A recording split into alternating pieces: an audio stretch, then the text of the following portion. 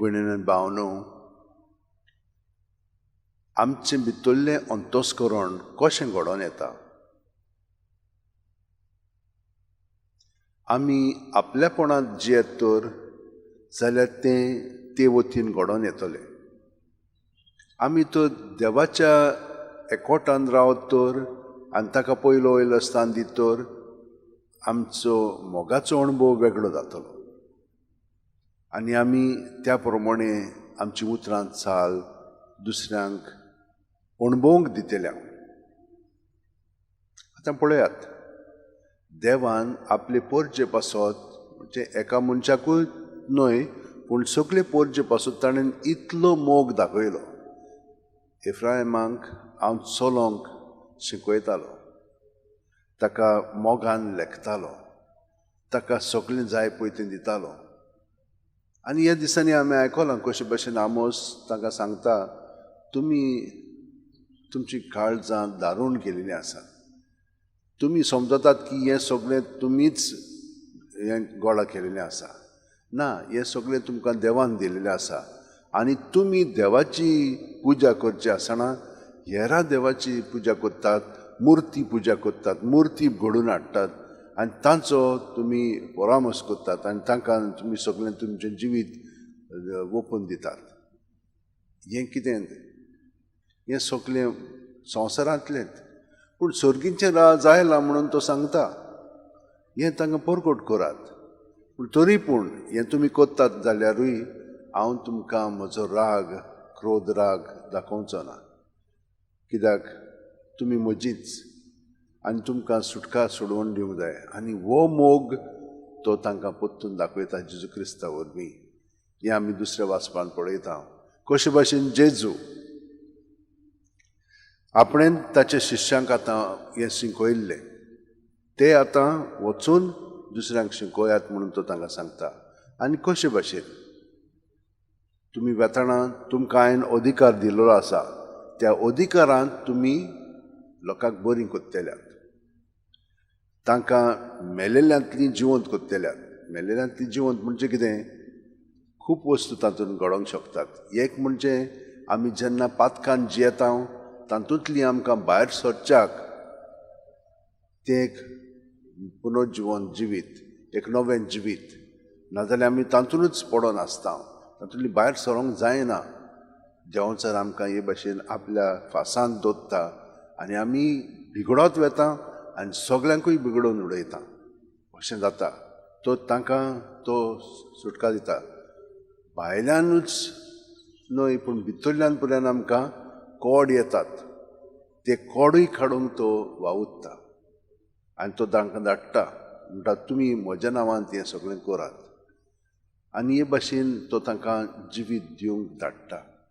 पूण ती जाल्यार माणसुगीची नासत जाल्यार तातूंत तुमी रावनाकात. तुमचे पांयांची धूळ फाफडात आनी वचत फुडें. कित्याक हे भाशेन ती आपणाचेरूच सगळें वायट ओडून काडटली आनी ती आनी दुसरी सगळीं जाणां तांचो भस्म जातलो.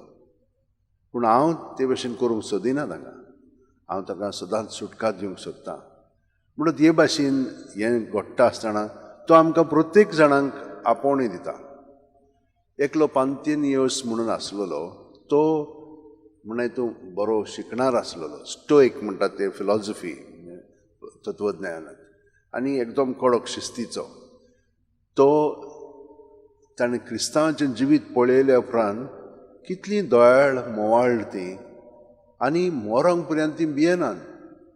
हें कशें काय म्हणून तो तांच्या फाटल्यान वचोंक लागलो. कित्याक ताका सोत शिकोंक जाय आसलेलें. सोत कितें पळय तें ताका पवित्र पुस्तकांत मेळ्ळें. आनी तो आपलें जिवीत एका इस्कॉलान ताणें सारलें. हिंचोर इजिप्ताक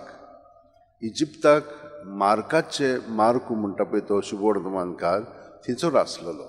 आनी थंयसर एक व्हडली शाळा आसलेली, व्हडलें ताचें इस्कॉल कशें. आनी थंयसर ताच्या शिश्यां बरोबर ताणें रावन सगळें उत्तम तरेन शिकोवन काडलें. पूण थंयसर तो एकदम खालती रावलो. तो एकलो जाणार आसलेलो पूण खालतेपणी ताणें थंयसर आपलें जिवीत सारतना एक दीस ताका एकदम खरोच विद्वान म्हणून ताका कळ्ळें आनी मागीर ताका सगळो अधिकार दिलो आनी इस्कॉल ताणें सारकें उत्तम केलें. त्या सगळ्या परिसरांत पळय इस्कॉलां आसलीं तांचें एकदम उंच दर्ज्याचें जालें.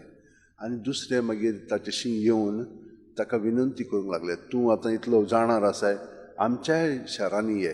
हे भाशेन तो पेर्साक गेलो आनी थंयसरूय खूब क्रिस्तांव आसलेलीं. तांकां शिकोवन ताका मातयेवाचें शुभ वर्तमान मेळ्ळें. तें तो घेवन आयलो आनी आपलें जिवीत ताणें हे भाशेन अभ्यासांत आनी शिकवणींत सारलें. ताणें म्हूण हातूंत एके भाशेन आपलें जिवीत सारलें. आनी एक सांत आसा मानुएल रुईज म्हणून, वो 1900 शेकड्यांतलो. ताचें जिवीत ताणें कशें सारलें. तो मोटवाशी जालो, फ्रांसिस्कान मोटवाशी जालो. तो सांतांदेरचो म्हणजे स्पान्याचो, पूण ताणें आपलें जिवीत दामास्कस म्हणटा पळय थंयसर सारूंक येवजिलें. थंयसर खूब पिडापीड मुसलमान क्रिस्तांवांक दिताले आनी तांचेशी ते आयले. ताणें तांकां सांगलें, आमी हे मुसलमान म्हणूंक लागले, तुमचे आतां तुमी धर्म बदलात, मुसलमान जाय. ते म्हणूंक लागले आमी जायना. आनी तो भियेलो की इगोर्जेन पवित्र कोमया आसलेलो ते ताचो नाश कोत्तले, इबाड कोत्तले म्हणून तो इगोर्जेन येताना ताका धरलो आनी तो म्हणूंक लागलो, तुमच्यान म्हजी तकली पर्यंत कातरूंक जाता.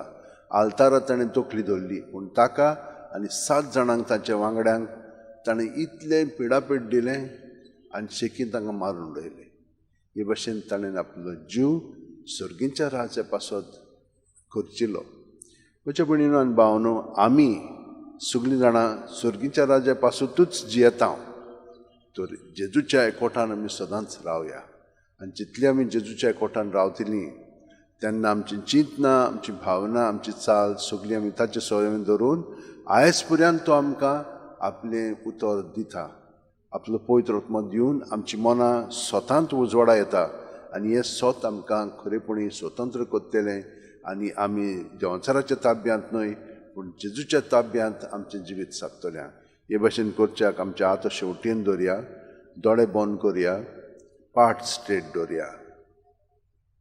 कूड आमची देवाक अणभवता. प्रत्येक सुस्कारांतल्यान सुस्कारूच जावन आसा जिवीत आनी तो आमचे भितर येता. इतलो लागशिल्ल्यान तो आमचे सगळें संबंद दवरता. ताका तर आमी हाजीर जायत जाल्यार आमची चिंतना आसात पळय ती ताका दिवया. त्याच प्रमाणे ती भावना आसात आनी चाल आसा ती सगळी ताच्या ताब्यांत करुया. आनी हे परी ताका एकवटोन तो आमची चिंतना सगळी नितळ निर्मळ करतलो आनी हाका लागून आमची भावना बदलतली आनी आमची चालूय बदलून येतली. हें सगळें तो घडोवन हाडटा. तो ताका आमी दीत रावया प्रत्येक सुस्कारान आनी तो आमचें जिवीत ताचे येवजणे प्रमाणे घडोवन हाडटलो आनी आमी खरें ताचे सांदे कशे सर्गीच्या राज्या पासत वावुरतल्या. तर आमचे सगळीं त्या मागणी देवाक ओपून दिवया आनी आमचें जिवीत आतां जेजूच्या ताब्यांत करुया.